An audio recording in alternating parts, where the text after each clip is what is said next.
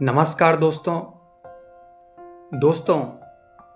आज हम एक ऐसे विषय पर बात करने वाले हैं जो हर स्त्री के मन में किसी न किसी रूप में गूंजता है। और वो है दोस्तों कि आपका पति बनकर आपके जीवन में कौन आया है। क्या वो सिर्फ एक संयोग है या किसी पूर्व जन्म का बंधन। क्या वो इंसान आपके जीवन में यूं ही आ गया है या फिर वो कोई अधूरी कहानी पूरी करने आया है।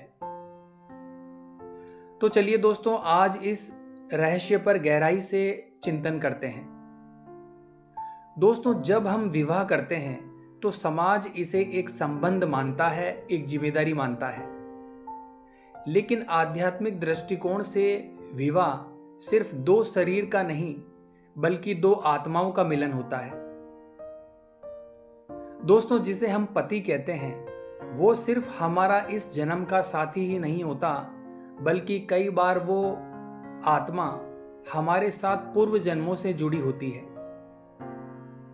दोस्तों, क्या आपने कभी महसूस किया है कि जब आपने अपने जीवन साथी से पहली बार मुलाकात की थी तो एक अजीब सा अपनापन क्यों लगा।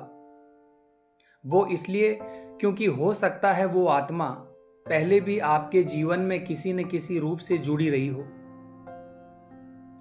दोस्तों, हमारे शास्त्रों में कहा गया है कि जो कुछ भी हमारे जीवन में घट रहा है वो पूर्व जन्मों के कर्मों का परिणाम है। इसका मतलब ये भी है कि आज जो पुरुष आपका पति बनकर आपके जीवन में आया है वो आपकी ही किसी कर्म के ऋण को पूरा करने के लिए आया है। शायद आपने पिछले जन्म में उसके साथ कोई अधूरा रिश्ता छोड़ा हो या हो सकता है उसने आपको कोई वादा किया हो जिसे पूरा करने अब वो लौटा है। दोस्तों, कभी कभी कुछ स्त्रियां सोचती है कि मैं तो कुछ और चाहती थी पर पता नहीं ये रिश्ता कैसे हो गया। क्यों मुझे इतना दर्द मिला, धोखा मिला, या फिर क्यों मेरे जीवन में इतनी परीक्षाएं आई। तो दोस्तों, इसका उत्तर भी यही है कि कभी कभी वो आत्मा आपके जीवन में इसलिए आती है ताकि आपको कोई सीख दे सके, आपका कार्मिक बैलेंस पूरा कर सके। दोस्तों, अब सवाल ये आता है कि कैसे पहचाने कि जो पुरुष आपके जीवन में आया है वो आपका पूर्व जन्म का कोई साथी है या सिर्फ एक संयोग। तो दोस्तों, इसके कुछ संकेत होते हैं, जैसे पहली मुलाकात में ही गहराई से जुड़ाव महसूस होना, बिना कहे भावनाओं को समझ लेना, कभी कभी अजीब सा संघर्ष जो बिना वजह चलता रहे, यह भी दोस्तों कर्म बंधन का संकेत हो सकता है।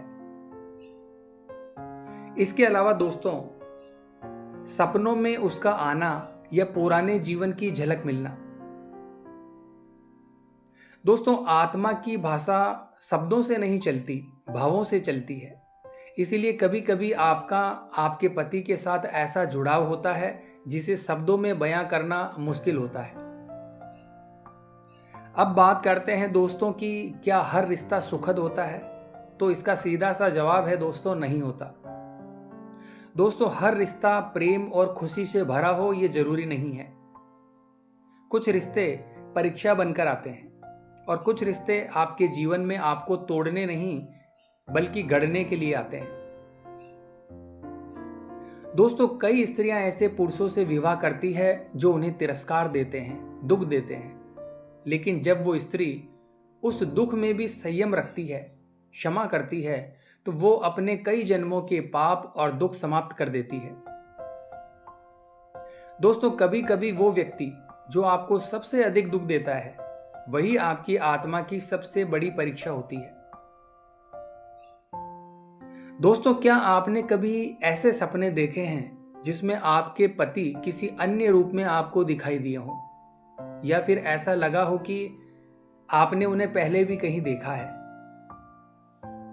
तो दोस्तों, अगर आपके साथ ऐसा हुआ है तो आपका अवचेतन मन या आपकी आत्मा आपको संकेत दे रही है कि यह रिश्ता सिर्फ इस जन्म का नहीं है। दोस्तों, कुछ स्त्रियां ध्यान और साधना के माध्यम से ये जान पाती है कि उनके पति पिछले जन्म में कौन थे। अब बात करते हैं दोस्तों, अगर आपका वैवाहिक जीवन मुश्किलों से भरा है तो आपको क्या करना चाहिए। दोस्तों, यदि आपका वैवाहिक जीवन कठिन है तो खुद से ये प्रश्न पूछिए कि मैं इस रिश्ते में क्या सीख ले रही हूं। क्या ये रिश्ता मुझे मेरी आत्मा के विकास में मदद कर रहा है या नहीं। ध्यान रखिए दोस्तों, आपके जीवन में जो भी व्यक्ति आता है वो आपके आत्मिक विकास में सहायक होता है, चाहे वो प्रेम दे या पीड़ा। दोस्तों, भगवत गीता में भी साफ साफ शब्दों में कहा गया है कि हर आत्मा अपने कर्मों के अनुसार अपने भाग्य को स्वयं रचती है। इसीलिए अगर कोई रिश्ता कठिन है तो समझ लीजिए ये एक पाठ है, एक अध्याय है जिसे पढ़कर आपको आगे बढ़ना है। तो दोस्तों, अब आप समझ गए होंगे कि आपका पति बनकर जो व्यक्ति आपके जीवन में आया है वो केवल एक व्यक्ति नहीं है, वो एक आत्मा है जो या तो आपको कुछ देने आई है या कुछ लेने। दोस्तों, चाहे वो रिश्ता प्रेमपूर्ण हो या कठिनाइयों से भरा, हर रिश्ते के पीछे एक गहरा रहस्य होता है, एक पुनर्जन्म की कहानी, एक आत्मिक उद्देश्य छिपा होता है। और दोस्तों, ये विचारधारा पति और पत्नी दोनों पर लागू होती है। तो दोस्तों, आज की वीडियो में बस इतना ही।